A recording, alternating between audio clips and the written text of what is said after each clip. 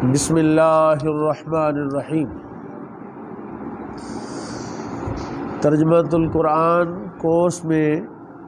رمضان المبارک کی مبارک اور مقدس گھڑیوں میں ہم نے آغاز کیا، احباب کو دعوت بھی دی، حضرات تشریف بھی لاتے ہیں۔ سورہ یاسین شریف کے 3 رکوع ہم نے گزشتہ سبق میں پڑھے تھے، آج وہیں سے اس کا آغاز کرتے ہیں۔ سورہ یاسین شریف کی جہاں فضیلت ہے، اس کو قرآن کا دل کہا گیا، تو اس کے مضامین کو دیکھ کر اندازہ ہوتا ہے کہ اس کو دل کہنے کا سبب کیا ہے،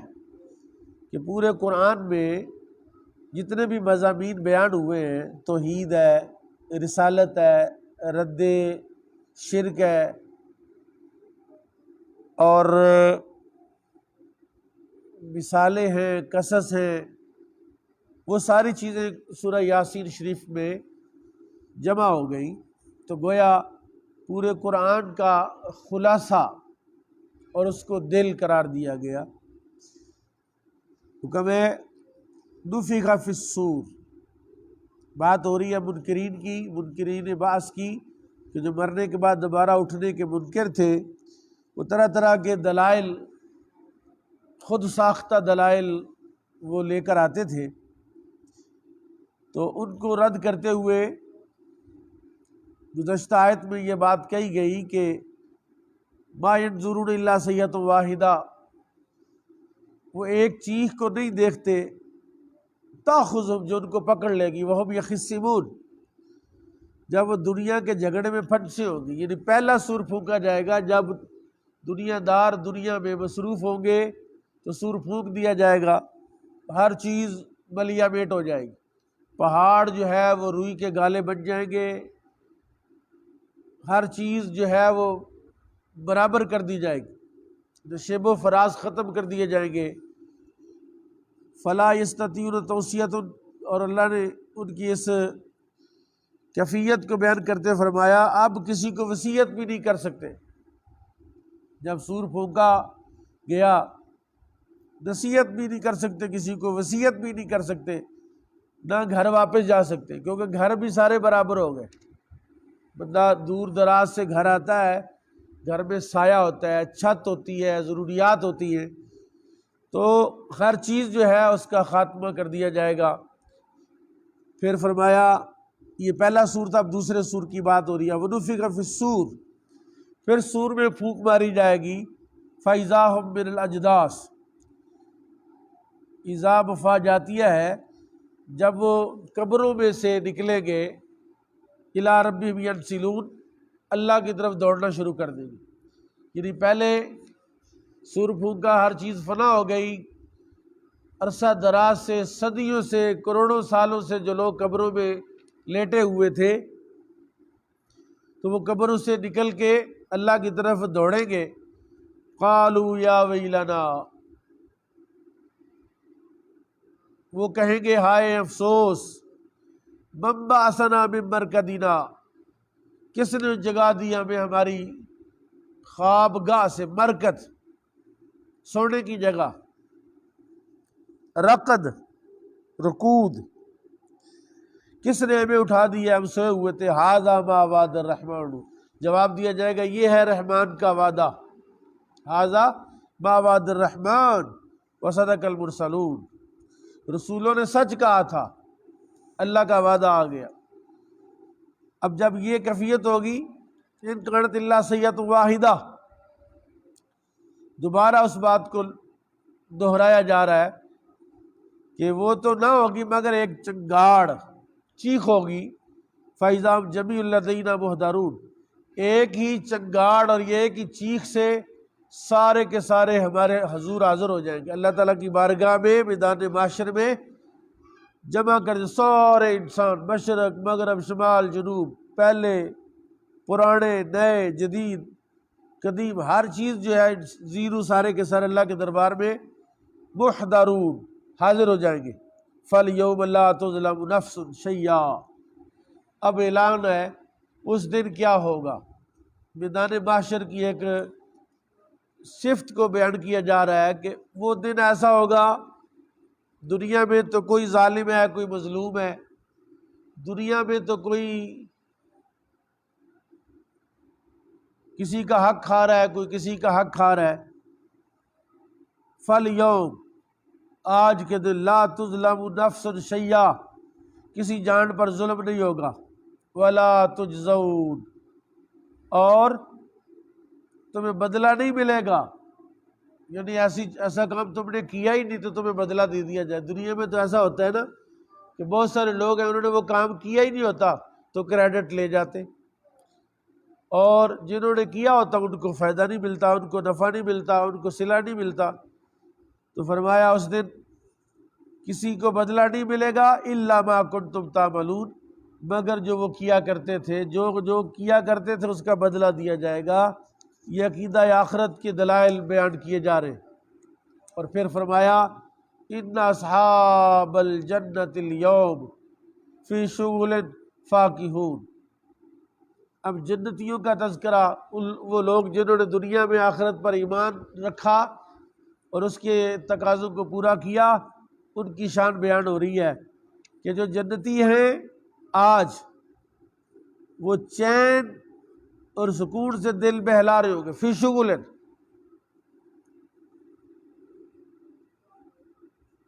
فاکہون، خوش ہوں گے، مصروف ہوں گے جنت کے اندر۔ ہم وازواج فی ظلال، وہ اور ان کی بیویاں سائے میں ہوں گی، علی الارائک متکئون، اور وہ تختوں کے اوپر تکیہ لگا کے بیٹھے ہوں گے، یعنی وہ اور ان کی بیویاں تختوں کے اوپر تکیہ لگا کے سائے میں بیٹھی ہوں گی۔ قیامت کے دن سوا نیزے پر جب سورج ہوگا، زمین تانبے کی ہو جائے گی، تو اتنی گرمی کے اندر نکل کے جب وہ جنت میں جائیں گے تو سایہ ملے گا، تخت ملے گا، تکیہ ملے گا، لہم فیہا فاکہۃ، اور ان کے لیے وہاں پھل ہوں گے، میوے ہوں گے، وَلَهُم مَا يَدَّعُونَ، اور ان کے لیے وہ ہوگا جو کچھ وہ مانگیں گے، جو زبان سے 32 دانتوں میں سے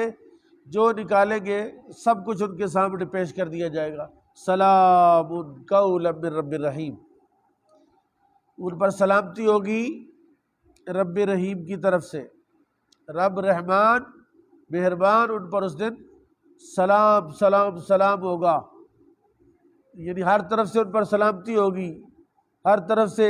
فرشتے ان کو سلامیاں دے رہے ہوں گے، ہر طرف سے جنت کی حوریں غلمان ان کو سلامتیاں دے رہے ہوں گے۔ اور وہیں اچانک ادھر تو جنتیوں کا یہ حال ہے، اب دوزخیوں کا دیکھیں، وَامْتَازُوا الْيَوْمَ، الگ ہو جاؤ آج، ایھا المجرمون، اے مجرموں آج ہٹ جاؤ۔ کوئی مجرم جو ہے وہاں کسی سائے میں، کسی سفارشی کے پاس اور کسی امید میں نہیں ہوگا، وامتاز، امتیاز ہو جائے گا، الگ ہو جائے گا، پھٹ جائیں گے مجرم اس دن۔ عالم احد علیکم یا بنی آدم، اے اولاد آدم، کیا تم سے وعدہ نہیں لیا تھا، عہد نہیں لیا تھا کیا؟ اللہ تعبد الشیطان، کہ تو شیطان کی پوجا نہ کرو۔ اب شیطان کو تو کوئی نہیں پوجتا، تو پھر یہ کیا بات ہوئی؟ کہتے ہیں شیطان کو پوجنے کا مطلب ہے خواہشات کی پیروی، شیطان کو پوجنے کا مطلب ہے اللہ کی فرم برداری چھوڑ کر من کی دنیا آباد کرنا اور من کا سودا کرنا، اور مرضی کی زندگی گزارنے والے گویا کہ شیطان کی عبادت کر رہے ہیں۔ شیطان کے بہکاوے میں آ کر انہوں نے رب رسول کا رستہ چھوڑ دیا۔ ان سے کہا جائے گا تم سے عہد لیا تھا کہ اس کی عبادت نہیں کرنی، انہ لکم عدو مبین، وہ تو تمہارا کھلا دشمن ہے، اس کی عبادت نہیں کرنی۔ اس کی عبادت تو کوئی نہیں کرتا، تو پھر ایسا کیوں کہا گیا؟ کہتے اس کی وجہ یہ ہوئی کہ لوگوں کو اللہ تعالیٰ نے ہدایت کے لیے انبیاء عطا فرمائے، کتابیں عطا فرمائی، طرز زندگی عطا فرمایا، اور کہا اس کے مطابق چلو، اس کے ساتھ چلو، اس طریقے پر چلو، تو ان پر چلنے کی بجائے انہوں نے انبیاء کی مخالفت کی، اور انبیاء کا مخالف کون ہے؟ سب سے بڑا مخالف اور سب سے پہلا مخالف تو شیطان ہے، اور جو اس کے رستے پر چلے گا گویا کہ وہ شیطان کی عبادت کر رہا ہے۔ اور فرمایا وانی بدوری ھذا صراط مستقیم، پھر دوبارہ ایک نئے انداز سے اللہ تعالیٰ فرما رہا ہے کہ میری بندگی کرنا،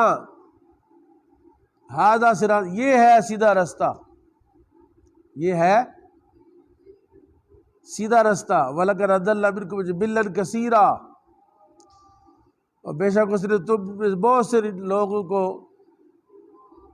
جبلن کثیر، بہت ساری مخلوق کو اس نے گمراہ کر دیا۔ افلم تکونوا تعقلون، کیا تمہیں عقل نہ تھی؟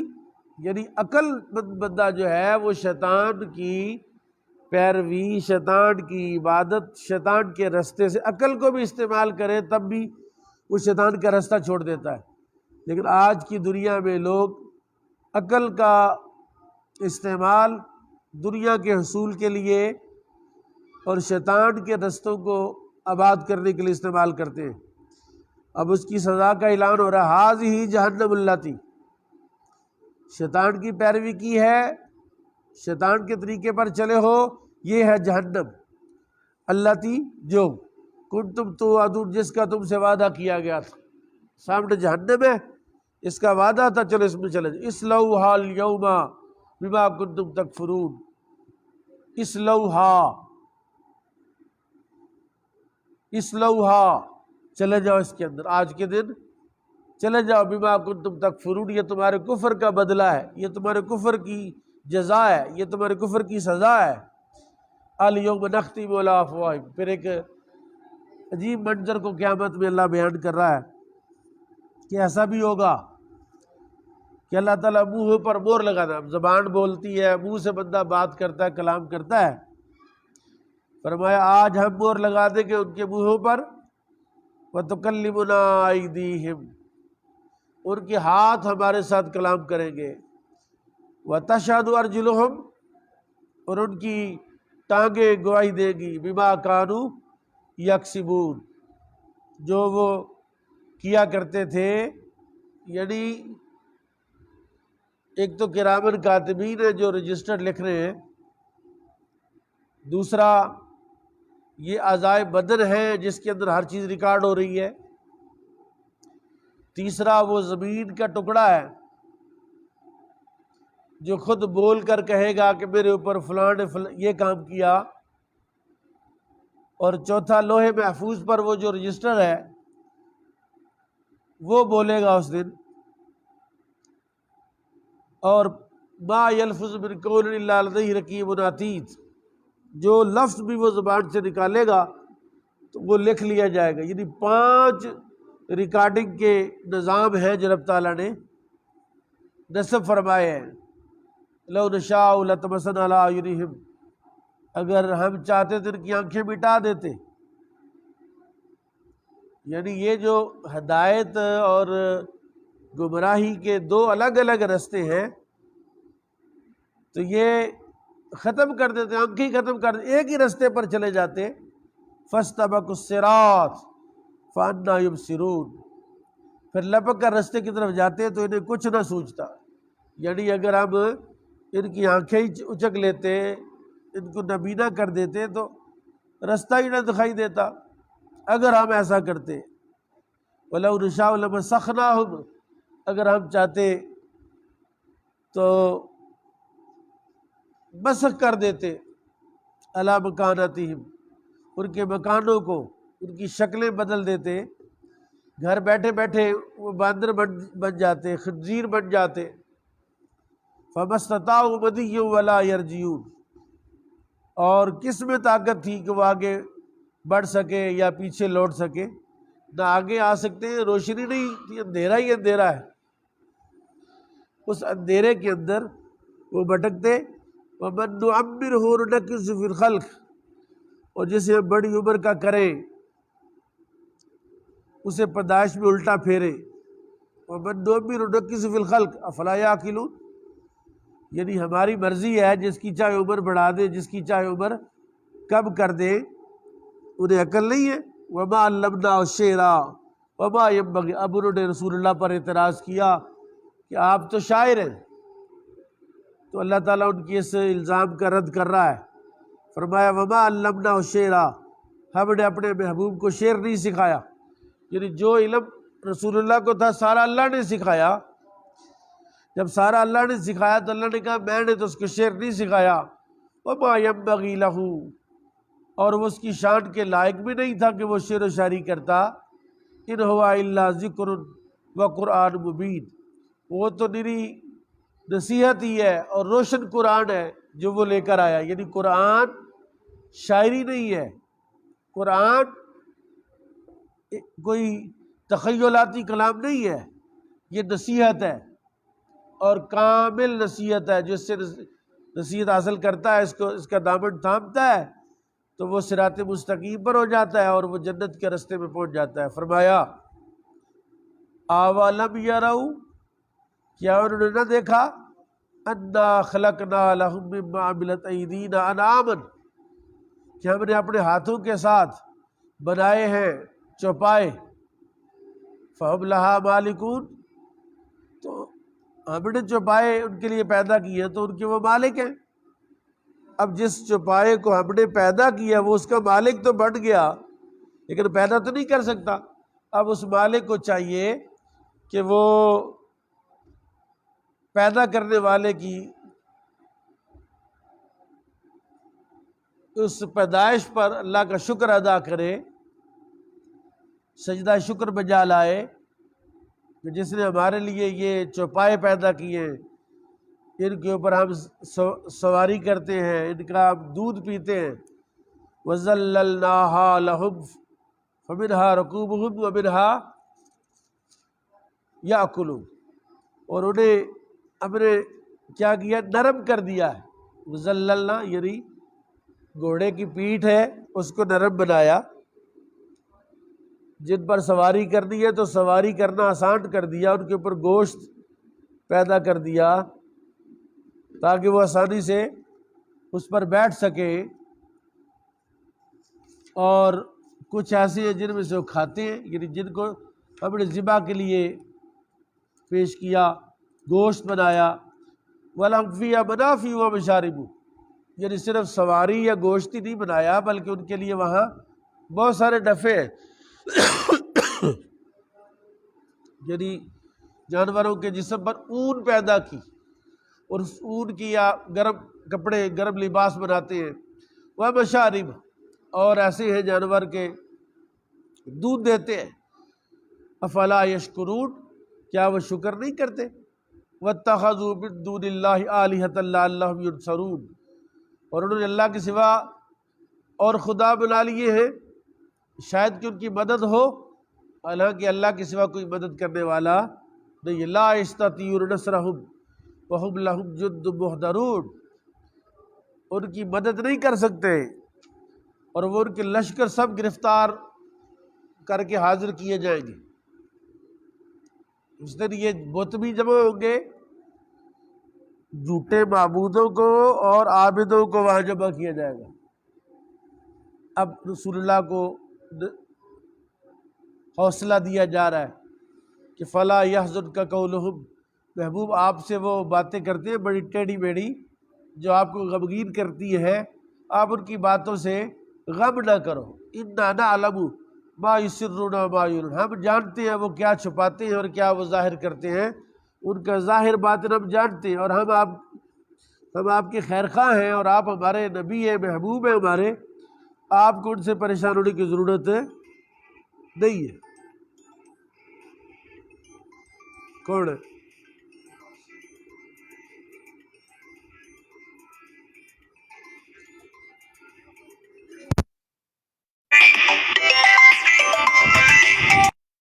تو بات ہو رہی ہے نبی پاک صلی اللہ علیہ وسلم کو کہ آپ ان کی باتوں کا غم نہ کریں، ہم ان کے ظاہر باطن کو جانتے ہیں۔ بھائی جان ادھر بیٹھ جائیں، آپ بیٹھ جاؤ۔ فلا يحزنك قولهم انا نعلم ما يسرون وما يعلنون، آپ ان کی باتوں کا غم نہ کریں، ہم ان کے ظاہر باطن کو جانتے ہیں۔ نبی پاک صلی اللہ علیہ وسلم کو تسلی دی جا رہی ہے کہ یہ جو ایذائیں آپ کو دیتے ہیں، جفا کاریاں کرتے ہیں، آپ غمگین نہ ہو۔ جب ہم ان کے ظاہر باطن کو جانتے ہیں، اس کا مطلب ہم ان کی ظاہر پر بھی سزا دیں گے، باطن پر بھی سزا دیں گے ان کو۔